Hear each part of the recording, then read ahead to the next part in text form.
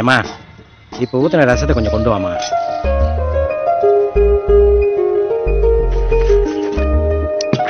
கொஞ்சம் கையில ஊத்துமா.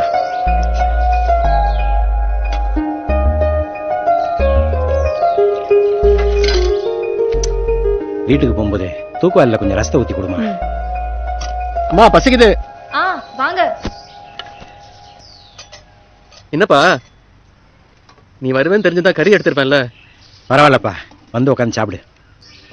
ருசியா சமைக்கிற பொண்டாட்டி கிடைக்கிறது பெரிய வரண்டா. இத்தனை நாளா ரசம் எதையோ ஊத்தி என்னை ஏமாத்திட்டு இருந்திருக்கீங்க. இந்தா புடி, இதான் உண்மையான ரசம். சித்ராங்கிறவள அந்த கருமத்தை கொஞ்சம் ஊத்துறி ஊத்து.